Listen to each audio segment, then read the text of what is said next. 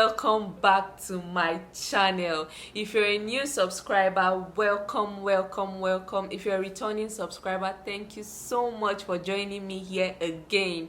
Thank you so much for the love on my last post. Thank you for the shares, the likes, the comments. I learned a whole lot from you guys, and I'm sure you learned something from my video as well. If you've not seen that video, please go and check it out. For my new subscribers, welcome guys. My name is Susanne, and on this channel I share my experiences based on different topics, based on motherhood, family, business, love, how I raise my children, and my own views about life. So if these are the kind of topics you would like, please subscribe to my channel if you haven't, and please watch my other videos so you can join the train and know what we are talking about. Today I'll be talking about my unmedicated vaginal birth and cesarean section. So yes, I had both types of deliveries. For my first child, I'm going to give you a brief story of how everything happened. So I got pregnant, I had a really healthy pregnancy. I was healthy. The only issue I had was at a point I was anemic. I had loss of blood, so I had to take supplements to be able to recover from that. So I had a smooth pregnancy. I'm not going to say a lot of things on that because the pregnancy was smooth. It was my first pregnancy. I planned, I did everything. Now when you're pregnant for the first time, you want to have fruits, you want to eat at the right time. Then I downloaded a few apps. They'll tell you, oh, today your baby is growing his nails, today your baby is growing his hair, and I'll quickly go and Google what is that thing that I should take so that my baby can have long hair. If they tell you take carrots, I'm going to take carrots. If they say take avocado, I will take avocado. So I was like that. I took all my vitamins and everything was going smooth until about 40 weeks when I was expecting my child. So fast forward to 40 weeks, I didn't know I was already in labor. I slept and I had some discomforts. I wasn't okay. I wasn't feeling myself. I woke up a couple of times. My husband was sleeping. He didn't even know something was wrong. So my husband didn't know if if anything was happening. We just knew that around that time baby would be coming.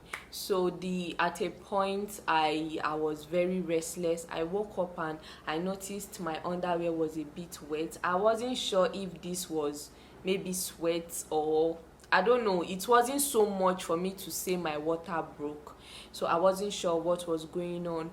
But later I started feeling some pains. It would come and just breeze in and breeze out. So I called my nurse. I was like, ma'am, I feel like I'm already in labor. And she was like, when the thing catch you, when it catch you, you go know say something hits you. So in my head I was like, okay, maybe it's just Bryston kicks, maybe it's just something to prepare my body for labor. I didn't know anything was going on, but the intensity of the pain started increasing. So I went to the hospital and I told her, I said, I don't like the way I'm feeling. If this is what labor is, can you please let me know so that I'll know how to plan, so I don't go and have baby in the house. But she was like, don't worry, the pain, it will come. It will come. So I was there in the hospital for a while, and she was like, you know what, just go back home with your husband. When you feel like you can't bear this pain, you come back. So I went back home. I felt this pain for I think 48 hours more. So on the D-Day, I went to the kitchen. I made okra and eba.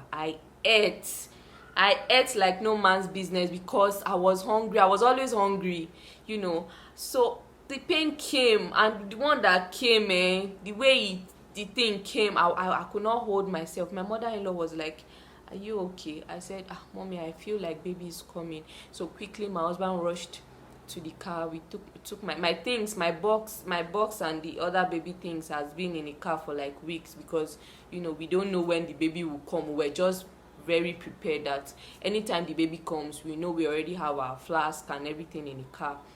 So we went to the hospital, and on our way to the hospital, the pain came, another one, and I screamed. I screamed with it was so loud. The pain was so much. It was so much that if my husband enters any tiny gallop, in fact, if my hand will meet him to slap him, I will slap him, because it like, then it felt like they've reconstructed the bones in my body. So whenever he's about to approach any gallop or any bumps on the road, I will scream and shout and just know that, okay, I'm in for it. So we finally got to the hospital, and the nurses and midwives, they told me to keep walking around. I will walk and stop. I took my own pillow. I carried my own pillow, because you know, when you've overwatched birth videos, I watched a lot, I read a lot of books. I was like, I'll do anything just to be so comfortable. I know hospital and hotel pillows, they are very hard, so I took my very soft and fluffy pillow, because I was like, I need all the comfort I can get, you understand? So I was walking and going round and round, trying to not just sit in one place. She was like, just keep going up and down. I kept going up and down. At a point, I would stop. My husband would rub my back and everything, and like, remembering it now is such a thing of joy. So at a point, I told her, I said, you have to come and check me, because the pain is so much. It's like, if I'm feeling this much pain at this point, are you trying to tell me that it's still not time for me to push the baby out? And I remember then they'll tell you, please, if you're not 10 centimeters, don't push. In my head, I'm like, come and check me, let me know. The moment the nurse inserted her finger down there, God, I almost died. That's the worst. If they tell me, okay, right now, what is your goal? If I want to list out some of the things I want to achieve in this life, one of them is to invent something that they can use to check how dilated a woman is, without having to insert their 1, 2, 3, 4, 5 fingers or whatever in a woman's private part, especially when she's in pain. So she checked. She was like, you're just 4 centimeters. I said, with all this pain, you're telling me I'm just 4 centimeters. So at that point, I was like, I don't think I can even go through this pain again. So I called the nurse. I said, please, if there's any drug, if there is anything, drip, just cut me open to bring out the baby, because the pain is a lot. She was like, don't worry, you've gotten this far. She encouraged me. I would want to pee. My husband would bring my potty. I'll urinate, he'll clean it up. And please, marry good man. Marry good man, because he gets why. So then my husband was my bedmate. Like, he had his own bed. I would cry and cry. At a point, I told him I needed to eat rice. He said, which one? I said, the place. He went to go and buy rice from the place. He brought it. I couldn't even take a spoon. I was frustrated. I didn't know what to do. I just had my favorite jalab. I would just, wear the clothes. I won't even bother wearing anything underneath. So at a point, I was very tired. I was just waiting. So at intervals, I think about maybe 1 hour interval, they will come and check. Oh, ma'am, I feel like I think you're 5 centimeters or you're 6 centimeters. God. So I was waiting, and I was waiting for when they would just come and say, this is the time. So finally, I think around 2 a.m. in the midnight, they said, oh, you are 10 centimeters, you can now go up to the delivery bed.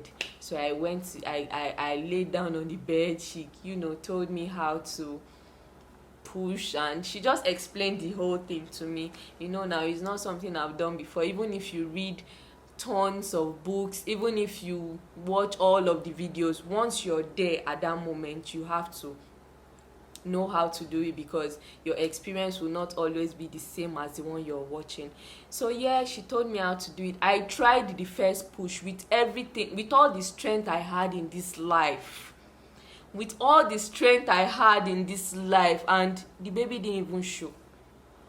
Okay, so I told my husband, please put the speaker on blast, just play. And then my favorite music was from Tope Alabi, so I played the song. I don't know if you know it, Temi Sansire. So I'm not Yoruba, but then I like the meaning of that song, and I like the lyrics and everything. And I was always listening to songs that glorifies God. I wasn't listening to secular songs.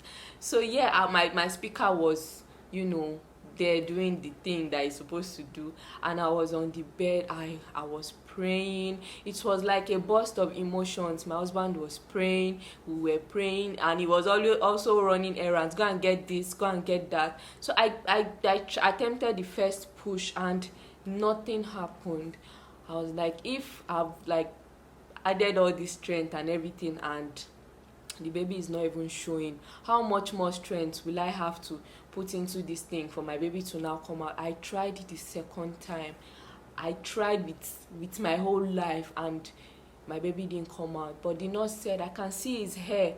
And at that point, when she said I can see his hair, this is a fact. This thing I'm trying to say now is not like it's a lie or anything. I told my husband, can you snap it? Because I felt like the woman was just like trying to encourage me, to let me know that the baby is almost here. The moment my husband showed me the phone that yes, the baby's hair is there, I pushed the second time, and the other nurse gave me, I think they call it mother care or mother support or something. She assisted my tummy. She tried to manipulate my tummy and help me push and press, and then the baby's head came out. My baby's head came out, and followed by his body. But my baby didn't cry. My baby didn't cry. And at that point, immediately you give birth in the movie, they'll just put the baby on you, and you'll be crying, and you'll be saying sweet things to the baby. Oh, my baby, oh.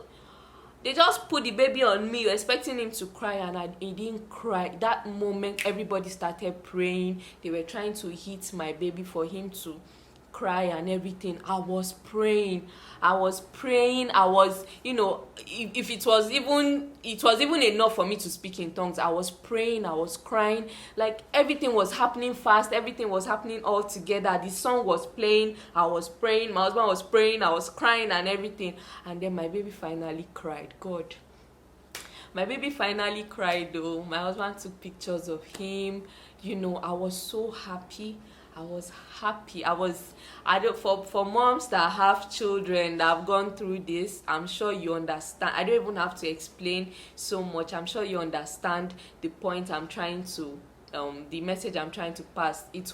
That moment cannot be described.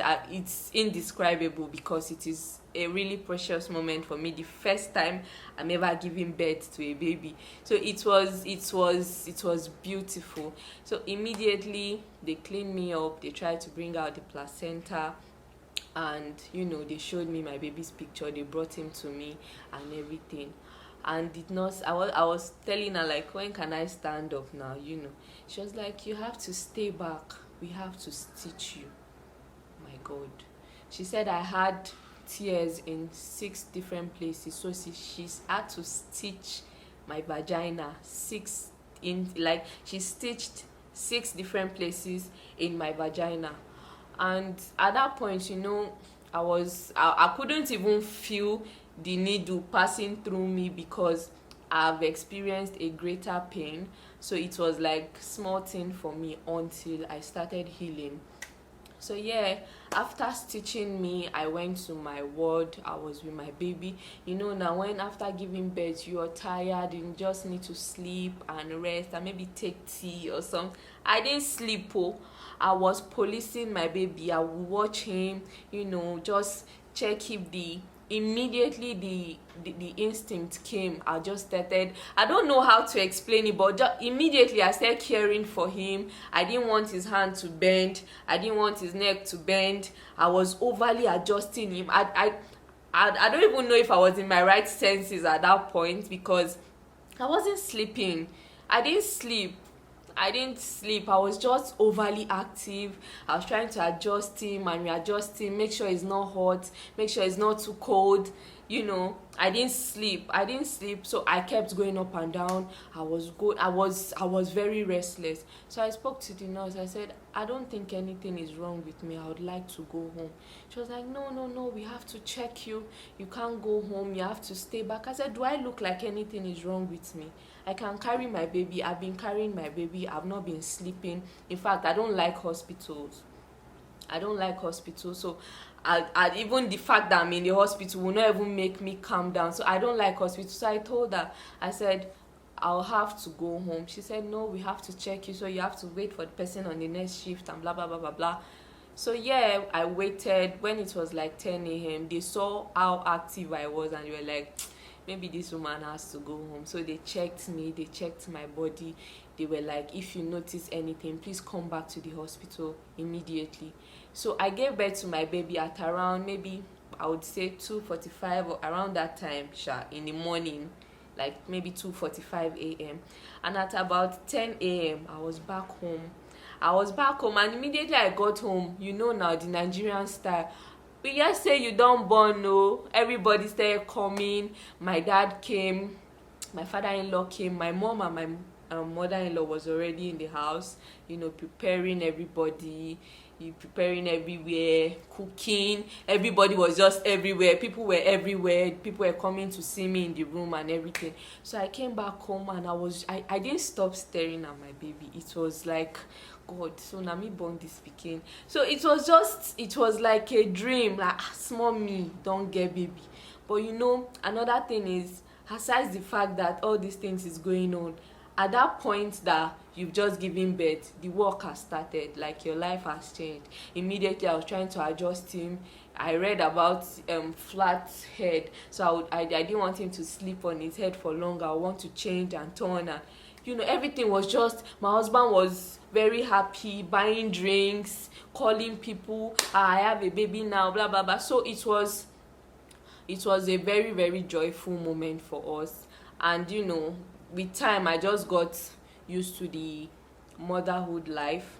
We just stay, the days I can stand up and change diapers in the night, I will do it.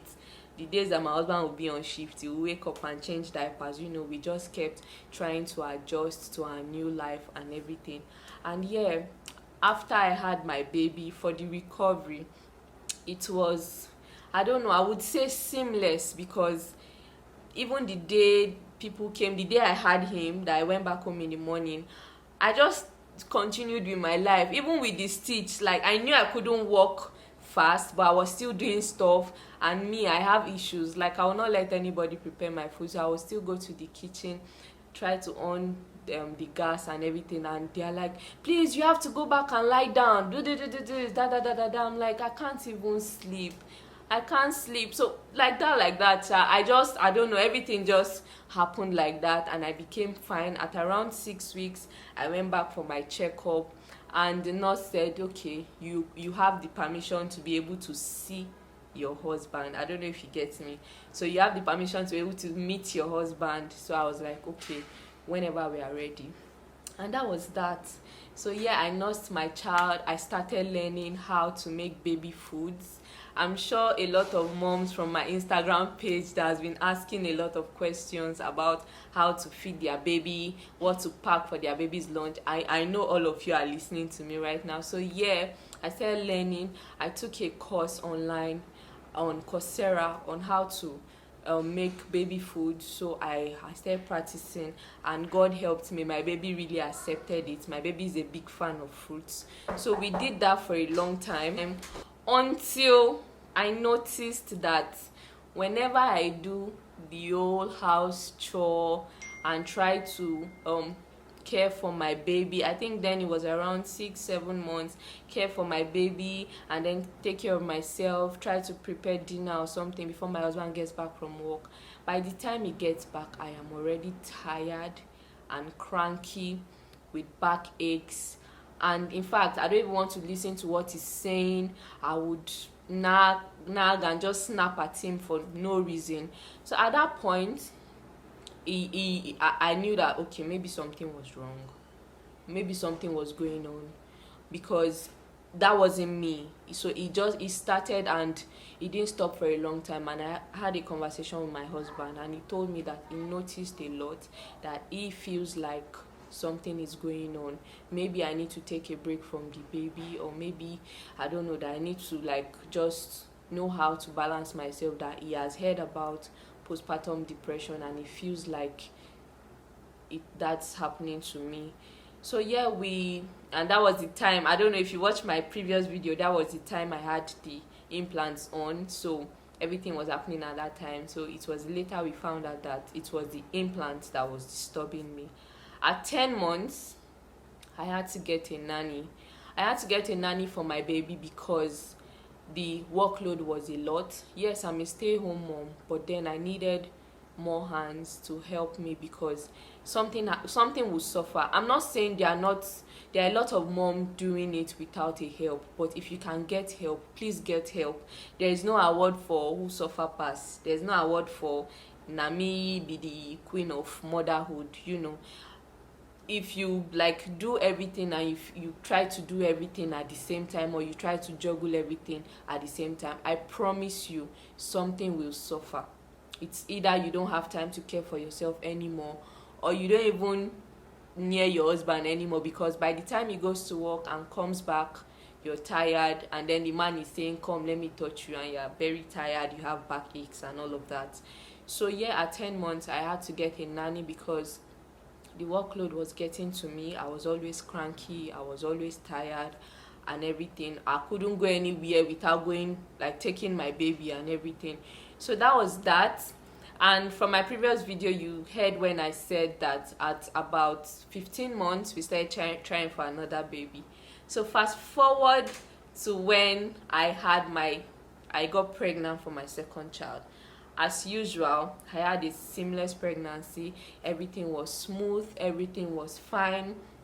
I registered for my antenatal, and it was time to check the baby's sex. Now, after having a male child or a female child, you're already expecting another sex, except for few moms.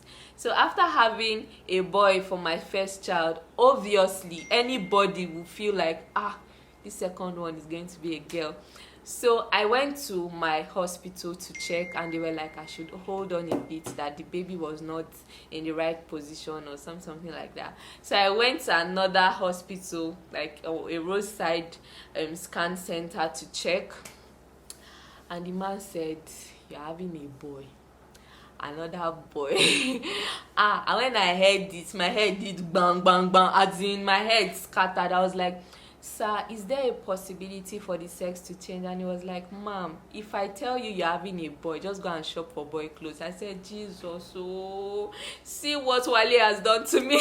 Wale is my husband. So I was like, see what this man has done to me. Do you know, at that point, I had shopped for baby girl clothes. I shopped for skirts, for tops, for headbands and shoes and everything, because I just had it in my mind that I had pimples in this pregnancy. I didn't have pimples in my first pregnancy, so maybe, just maybe, I'm having a girl. So yeah, he told me, and the result came, and I got, as usual, whenever I check the sex of my baby, I have like a cute gift I give to my husband, and for him to unwrap and know that we're pregnant, or know that this is the sex we're having. So I told him, and he was like, yes. And in my head, I'm like, are we on the same page? Shena, me and you did this house, abi what? I'm telling you that I'm expecting a girl, and you're saying yes to another boy. So anyways, we moved on from that. I had to switch clothes with a friend that was expecting a boy but had a girl. I was expecting a girl but I had a boy, so we switched. Actually, I'm sure she's watching this video. So yeah, so it was time for me to have my second baby. And I think I were about 39 weeks, and what I noticed was, from my second pregnancy, it showed earlier. I think about 6 weeks or 2 months, I was already showing. I was there, I was showing. And so at about almost 9 months, I couldn't even walk again. My baby was huge, my baby was heavy. The scan center said my baby was measuring 3 weeks older than his gestational age. So you can imagine, I couldn't walk, I couldn't walk out, I couldn't even walk from here to here. So I was tired. I needed to just have the baby and everything, so I would always go to the hospital. So I spoke with my doctor, and she was like, uh if your baby does not come from this time to this time, please just have it in your mind that we might have a CS, but you know, you still have to choose if you want to have a CS or not, and blah blah blah blah blah. So I was like, okay, no problem, I would come back to the hospital.